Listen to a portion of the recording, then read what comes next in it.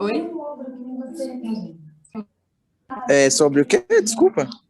Eu queria saber um pouquinho de você, assim, um hobby que você gosta, uma coisa que você está marcando esse pessoal que tem na monitoria para poder direcionar. Demorando, hein? Quer que eu faça um barulho? Eu sou o Wesley, tenho 21 anos, né? Tô aqui na luta, eu quero fazer medicina e tá difícil. Todo ano, só Jesus. É punk demais, né? Eu tenho uma amiga que esse ano passou na 6ª tentativa. Vou ver essa. Ela conseguiu uma PUC, tá estudando lá, tá adorando. Bom demais, não, graças a Deus. Essa já é minha 6ª tentativa também. Mas, na verdade, eu comecei com esse intuito mesmo, sabe? Esse foco já tem uns 3 anos. Mas vamos ver se vai dar certo. Vai, uma hora vai, sim. Medicina é de resistência. Olá, Simone, tudo bem? Tudo. Você estava na de semana passada? Simone? Eu tava, mas eu não peguei a aula toda, não. Eu peguei mais o finalzinho mesmo. Ah, sim, é. Pois é, porque eu estava conversando com o Wesley aqui, que no início da aula passada eu tinha pedido para o pessoal falar um pouquinho sobre ou o que está tentando no Enem, ou algum hobby que gosta, para eu poder direcionar um pouco o conteúdo, saber mais sobre vocês. Ah, sim. Essa parte eu não peguei, não. É que foi bem no inicinho mesmo. Oi, Fernanda, tudo bem?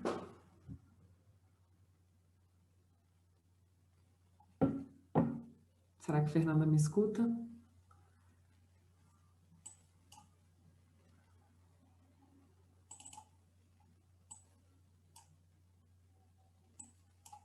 Gente, eu vou aproveitar então que já estamos em... A Fernanda respondeu aqui no chat. Que já estamos... Tudo ótimo também. Que estamos em 3 e vou começar a monitoria, porque senão acaba que a gente fica com muito pouco tempo. Eu queria, por favor, depois, então, que Simone e Fernanda mandassem no chat alguma curiosidade sobre vocês, um pouquinho sobre vocês, assim, se vocês já sabem para que vocês estão tentando o Enem, para eu poder direcionar um pouquinho as próximas aulas. Agora eu vou só compartilhar minha tela aqui, para vocês poderem ver o slide que eu fiz. Como eu acho que vocês 3 chegaram um pouquinho mais tarde na aula passada, eu vou aproveitar e dar uma introduçãozinha de novo. Meu nome é Luísa, eu sou formada em Direito pela UFMG, eu fiz o Enem em 2015, formei esse ano, e eu vou fazer a monitoria de português com vocês, e eu estou pensando em focar um pouco em gramática e em interpretação de texto, para facilitar um pouquinho para vocês na escrita da redação, que é realmente a parte assim, que mais pesa para todo mundo, né? Eu fico olhando para cá, gente, porque a minha tela de computador fica aqui, mas a minha câmera fica aqui. Mas eu vou tentar olhar para cá, até eu acostumar.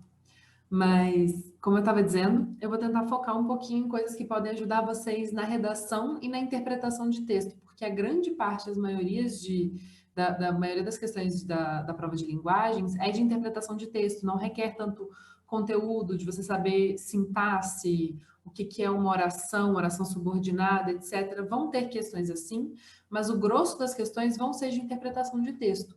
E eu vou focar o conteúdo das monitorias tentando fazer vocês pegarem a prática de como fazer as questões, como pensarem as questões do Enem, porque aí mesmo quando vocês não souberem o conteúdo, vai ficar mais fácil deduzir a partir da questão o que ela está pedindo de vocês, beleza? Vocês podem me parar a qualquer momento, eu estou com o chat aberto aqui para ver caso vocês mandem alguma dúvida, mas também podem abrir o microfone, podem falar. A monitoria vai ser mais útil se vocês me contarem o que vocês estão tendo dúvidas. E se vocês tiverem alguma dúvida que vocês estão com vergonha de falar ou não deu tempo de falar, vocês podem me mandar por mensagem. Tá aí o meu e-mail, meu telefone, meu Instagram. Vocês podem me contatar por qualquer uma dessas coisas, o que vocês acharem mais confortável. Eu estou sempre à disposição para vocês.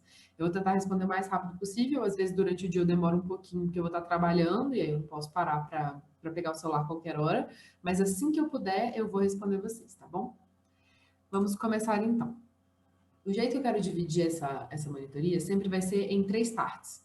A primeira parte eu vou dar uma dica básica de escrita para facilitar para vocês, pegar uma coisinha rápida aqui. Depois eu vou trabalhar um pouquinho o conteúdo gramatical e um pouquinho de interpretação de texto. Como na aula passada eu introduzi crase, mas muita gente veio me falar depois que continuou com muita dúvida, achou o conteúdo muito difícil, eu resolvi dar mais profundo, trazer outras dicas com outra perspectiva para ver se facilita para vocês. E na aula que vem a gente segue para outro tipo de conteúdo, provavelmente vírgulas ou alguma coisa assim. Tá bom? Então vamos começar com a dica de hoje. Eu queria falar sobre a diferença do A sem H e do A com H. Quando usar cada um dos dois. Na verdade, é bem fácil para entender essa regrinha. É só até decorar que a gente erra. Mas depois que decora, o resto da vida você vai entender. Porque o A, ele vai indicar sempre futuro ou distância. Então, toda vez que você está falando de alguma coisa no futuro ou você está falando de lugar, vai ser o A sozinho. E quando você está falando do passado ou do presente, e aí no passado você conseguir trocar para faz e no presente você conseguir trocar para existir, aí é o A com H. Porque o A com H é do verbo haver, e haver é algo parecido com existir. E por que que o faz também pode ser substituído? Porque a gente usa o faz no sentido de existir, quando a gente fala do passado. Então, faz 2 anos, então já existem 2 anos entre do que eu estou falando e agora. A gente usa o fazer nesse sentido específico para falar de coisas no passado. E aí, quando essa situação acontece, a gente tem o A com H. Vamos olhar aqui. Exemplos. Viajaremos daqui a 2 dias. É daqui a 2 dias. É no futuro, não chegou ainda. Então, é o A sozinho. O apartamento fica a 200 metros daqui. É distância, a 200 metros, a 2 quarteirões, a 200 quilômetros. Tudo isso sempre vai ser o A sozinho. Há mais de uma semana não a vejo. Esse A está falando de passado. Tem uma semana entre a última vez que eu a vi e hoje. Faz mais de uma semana, A com H. Ainda há vagas na empresa. Dá para trocar para ainda existem vagas na empresa. É no presente, agora, e dá para trocar por existir, A com H. É bem facinho, na verdade. A gente erra mais porque a gente não decorou essa regrinha.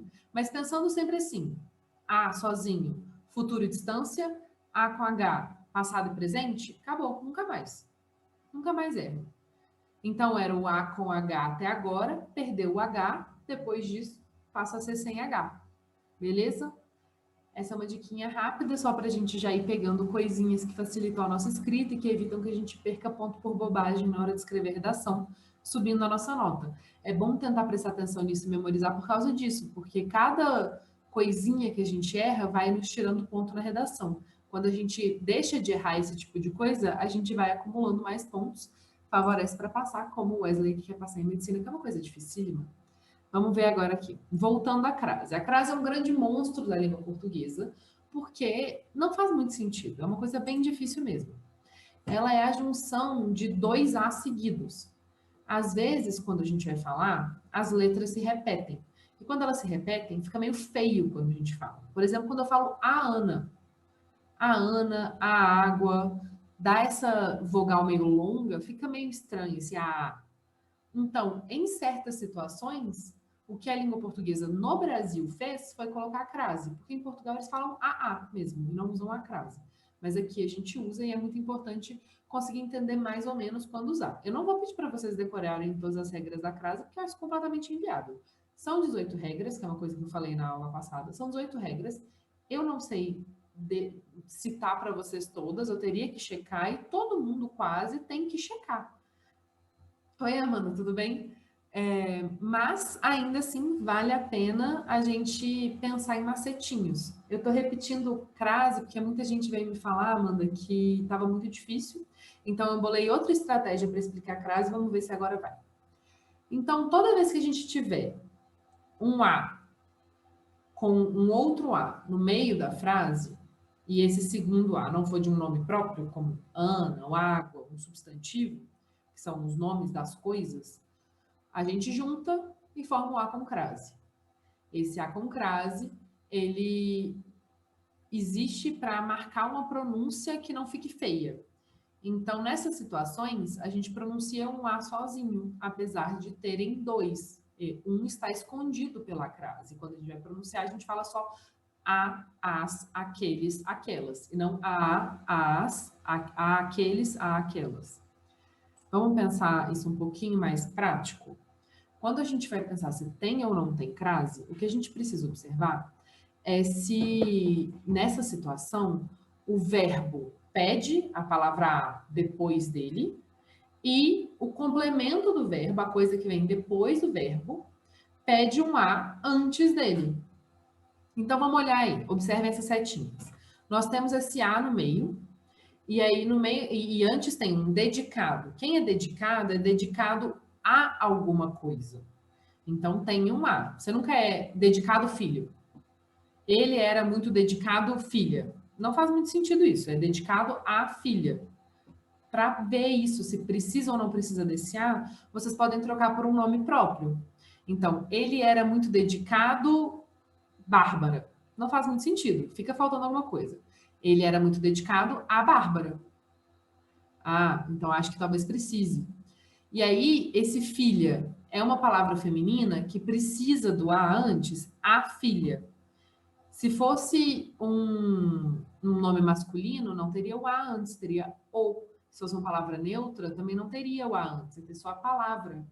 Então, nesse caso, nós temos duas coisas pedindo o A. Ele era muito dedicado à filha com crase. Entenderam? Agora a gente vai fazer mais coisinhas. Aqui tem spoiler, porque eu esqueci de fazer a divisão do slide para ele aparecer aos pouquinhos. Às vezes acontece, mas vamos lá. Ela se referiu a você. Vamos olhar a primeira palavra de antes. Referiu. Você se refere a algo. Então, vamos pensar aqui se fosse um Marcelo. Ela se referiu ao Marcelo. Então, é a ou Marcelo. Então, é a você. Só que você precisa de a antes? Não, você é uma palavra neutra, um pronome. Não precisa de nenhum artigo antes. Então, tem um a só, não tem crase. Ela se referiu a você. Agora a outra aqui. Ela se referiu à região. A gente já sabe que o referiu precisa. Região precisa é a região, não é o região e nem é só região. Então, precisa, ela se referiu à região com crase. Só que aí, o que acontece? A gente está escrevendo, a gente vai parar toda hora para escrever a frase, olhar para ela e ficar, ok, esse verbo precisa de a, essa palavra precisa de a. Não, a gente não tem muito tempo para isso, né? A gente está fazendo uma prova que é gigantesca, tem muitas questões, ainda tem que pensar na redação, eu ainda tenho que sobreviver à tensão enorme que é fazer a prova do Enem, que realmente é muito difícil. A gente não vai ficar parando em cada parte, toda vez que a gente escrever um verbo, pensar se entre esse complemento e o verbo tem uma crase ou não tem uma crase. O que a gente vai fazer então? A gente vai pensar pequenos macetes que são mais fáceis para a gente entender. Toda vez que a gente travar na redação, será que aqui tem crase? Aí a gente faz essas diquinhas aqui que eu construí para vocês. A primeira eu já tinha falado na aula passada e é realmente muito boa. Se eu trocar o complemento do verbo, a coisa que vem depois do verbo, por uma palavra masculina, igual eu fiz o exemplo que eu troquei pelo Marcelo, e aí virou ao, dedicado ao Marcelo, seria ao. Se for ao, então tem crase. Se for só o, não tem crase. Vamos olhar os exemplos aqui. Irei à cidade. Irei ao cinema. Fala a menina. Fala o menino. Não tem. Porque fala ao menino muda o sentido da coisa. Então, se o que você está querendo falar é que o menino falou alguma coisa, então vai ficar fala o menino. Fala ao menino é alguém falou para o menino. E aí, observe o que eu fiz aqui. Alguém falou para o menino. Isso tem a ver com a próxima dica. Substituir o a por para ou para a. Se você trocando na sua cabeça o a por para, fica para a, aí tem crase. Se ficar só para, não tem crase.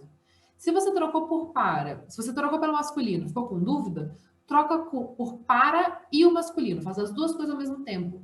Porque aí, com certeza, você vai saber. Porque nesse caso, por exemplo, fala o menino, fala para o menino, tem outro sentido totalmente diferente do que você está tentando dizer.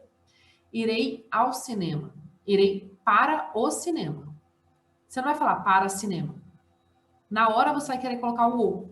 Por quê? Porque o nosso cérebro aprendeu a linguagem e tá no nosso subconsciente, só que a gente precisa, em alguns momentos, falar ou escrever uma coisa que parece muito com outras coisas. E a gente não consegue ao certo diferenciar. Então, trocando para outras coisas que são mais claras, que é mais destacado, que é de um certo jeito, vai soar certo ou soar errado para a gente. Então, fazer essas trocas, trocar para o masculino, trocar para o para, vai garantir que a gente consiga escutar e perceber o que essa palavra precisa, se ela precisa de crase ou não precisa de crase. Vamos olhar o exemplo do para aqui. Contarei um caso à menina. Contarei um caso para a menina. Para a menina fica estranho, é para a menina. Contarei um caso a você.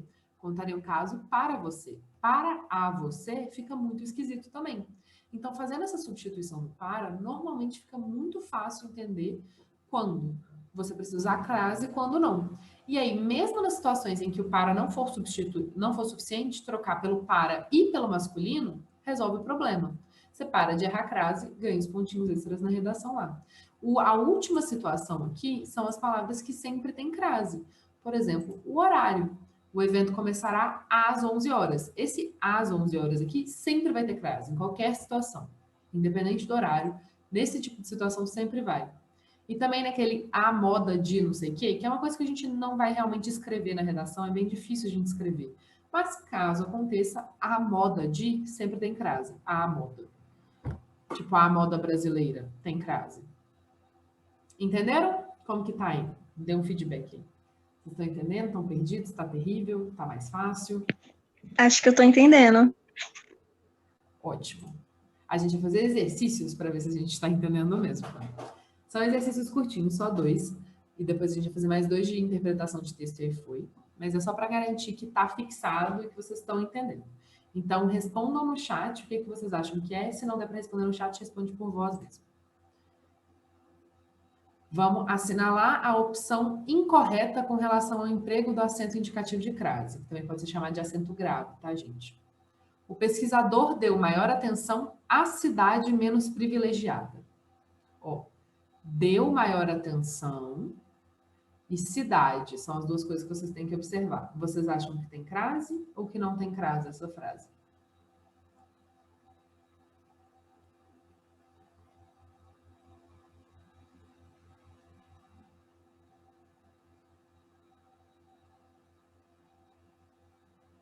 Amanda respondeu que tem. Vamos olhar aqui a próxima. Este resultado estatístico poderia pertencer a qualquer população carente. Esse A aqui está se referindo a pertencer e a qualquer. Tem crase?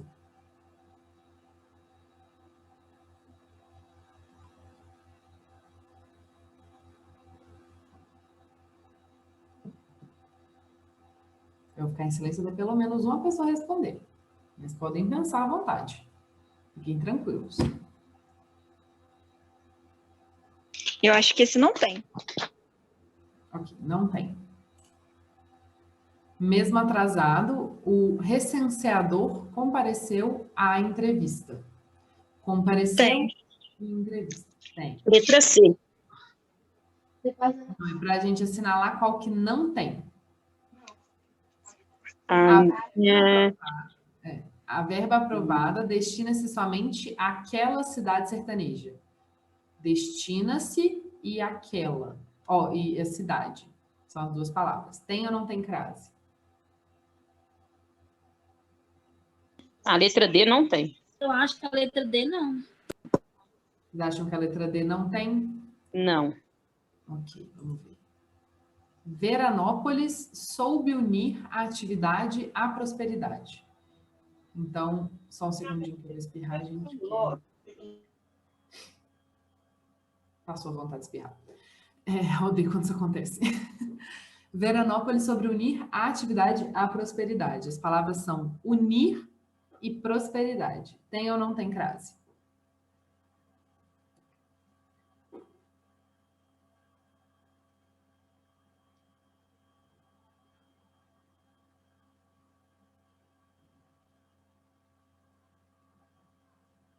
Parece que não tem também a palavra masculina. Ó, então a gente tem B, D e E, com você sentindo que não tem crase, né? Vamos olhar a resposta aqui. A resposta é a B. Por quê? Vamos olhar a D e a E primeiro. Unir a atividade à prosperidade. Prosperidade, ainda que termine em E, é uma palavra feminina, é a prosperidade. E aí, por causa disso, é unir, que é uma palavra, você unir algo a algo. Então, a gente tem que a atividade e a prosperidade, como as duas coisas vão ser unidas. E prosperidade com palavra feminina. Nesse caso, dá para ficar em dúvida se a crase deveria vir no a atividade ou no a prosperidade. Mas é aqui na prosperidade que ela vem depois. Se une algo, não tem nada antes desse algo, a algo. Aí, esse segundo A aqui que vira uma crase com a prosperidade. A letra D, que também a gente vai olhar. A verba aprovada destina-se somente àquela cidade sertaneja.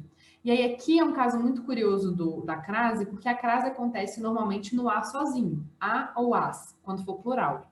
Mas se vocês olharem aqui, eu vou voltar ali rapidinho. Aqui no início, quando eu coloquei a, as, aqueles e aquelas. O aqueles e o aquelas, e o aquele e o aquela também, curiosamente, também tem uma possibilidade de crase nos mesmos casos em que o a sozinho. Então, também dá para substituir por para aquele, em vez de para a, vai ser para aquele ou para aquela. E nesse, inclusive, é a única vez em que uma palavra masculina pode ter crase, porque é o aquele.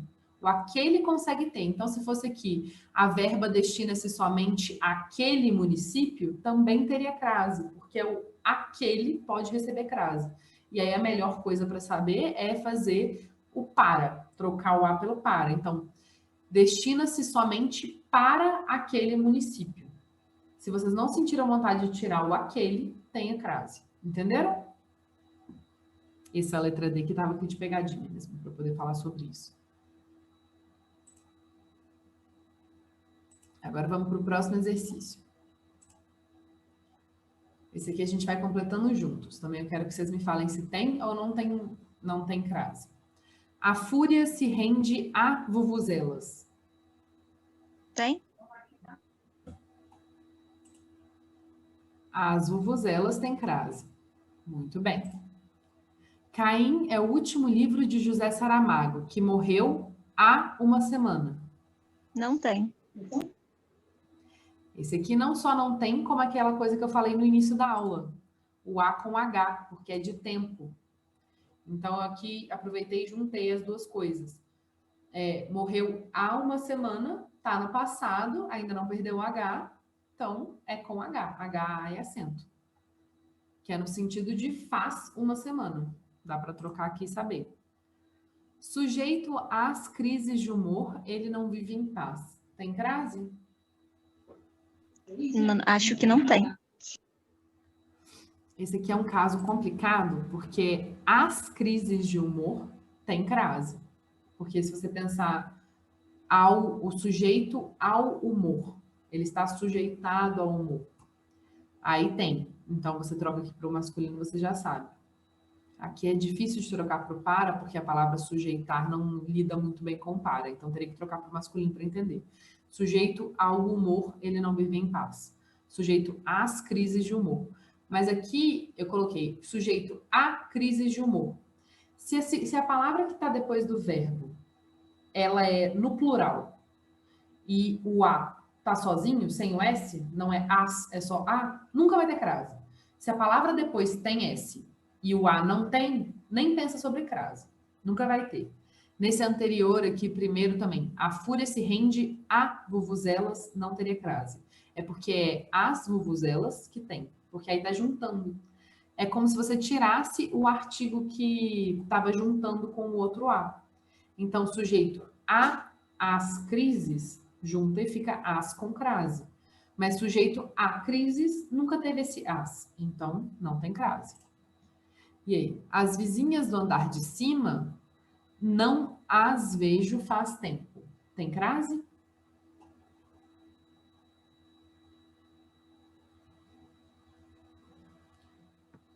Vamos lá aqui.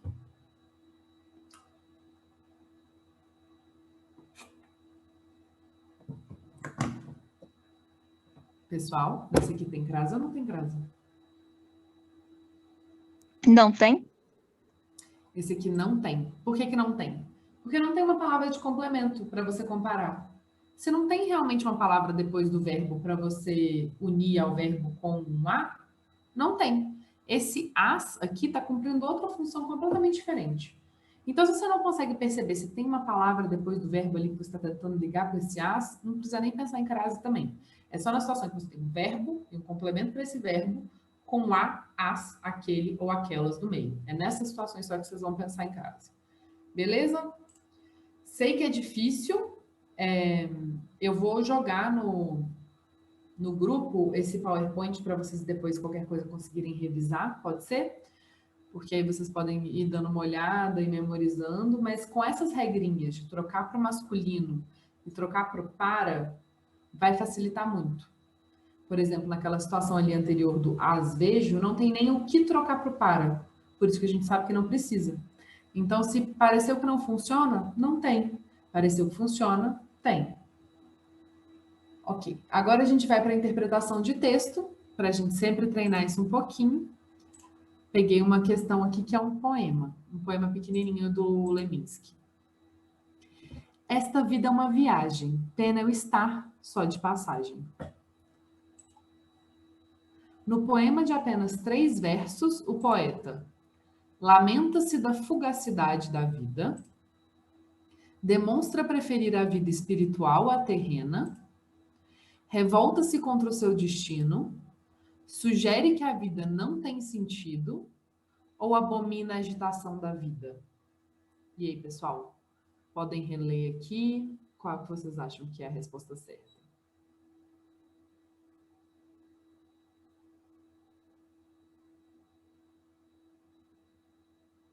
Acho que é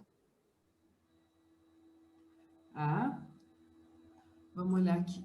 Exatamente, por quê? Porque ele está falando, a vida é uma viagem, pena eu estar só de passagem. Esse só de passagem significa que ele está passando brevemente, né? Isso que a gente quer dizer quando a gente fala, estou só de passagem. Estou vindo rapidinho, já vou. E a vida é uma viagem, mas eu estou passando rapidinho por ela. Então, ela passa muito rápido. E a palavra fugacidade significa isso. Significa que ela acaba muito rápido. Lamenta a fugacidade da vida. Fica triste pela vida passar tão rápido. Mas aí, se a gente não sabe o que significa a palavra fugacidade, lê as questões, fica muito confuso, como que a gente poderia fazer? Por exceção. Ele abomina a agitação da vida? Não, ele não está falando nada sobre agitação, ele está falando sobre passar rápido. Sugere que a vida não tem sentido? Não, ele sugere que a vida é curta. Revolta-se contra o seu destino? Não. Talvez se eu pensar que o destino é a morte, mas aí eu já estou criando várias confabulações, acho que eu estou indo além da questão. Vamos segurar essa C aqui. Demonstra preferir a vida espiritual à terrena. Nada a ver com o que ele está falando. Aí a gente pode pensar, revolta-se e lamenta-se. Ele não está bravo. Revoltado tem um tom de bravo. Então, lamentar parece mais adequado com o que ele está falando aqui no poema. Então, mesmo que eu não entendesse o que significa a palavra fugacidade, eu ainda consigo fazer essa questão e deduzir pelas outras palavras que eu conheço. Porque eu consigo ver pelo sentido do poema que lamentar está mais adequado que revoltar. Observar essa construção de cada questão, assim, olhar... Eu não sei o que fazer. Estou prestes a chutar, não tenho nem ideia do que essa questão está falando, o que ela quer de mim. Se eu parar e tentar relacionar cada alternativa com o texto, o estilo de palavra, o sentido, tentar pegar as palavras que eu conheço ali e ir vendo, vai facilitar muito para eu conseguir chegar numa resposta certa, ou pelo menos uma resposta menos errada, que ainda tem isso, né? Quando a gente erra uma coisa que não está tão distante do que seria a resposta certa, o Enem considera, te tira menos pontos, e isso facilita muito a sua vida. Então, vale a pena parar um pouquinho, se você tem tempo, e tentar fazer esse jogo, assim, de ir relacionando cada alternativa com o texto da questão para compreender o que ela pode querer de você. Ok, agora vamos para a segunda. Da garrafa estilhaçada no ladrilho já sereno escorre uma coisa espessa, que é leite, sangue, eu não sei. Por entre objetos confusos, mal redimidos da noite, duas cores procuram, suavemente se tocam, amorosamente se enlaçam, formando um terceiro tom a que chamamos aurora.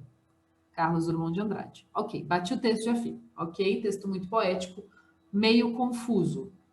Deixa eu ver o que a questão quer de mim. No fragmento anterior, Carlos Drummond de Andrade constrói poeticamente a aurora. Então a questão vai falar sobre a aurora. Vou voltar lá e olhar de novo a parte que ele fala. Por entre objetos confusos mal redimidos da noite, duas cores se procuram, suavemente se tocam, amorosamente se enlaçam, formando um terceiro tom a que chamamos aurora. Okay, então ele está falando sobre as cores da aurora, sobre a forma como elas se relacionam.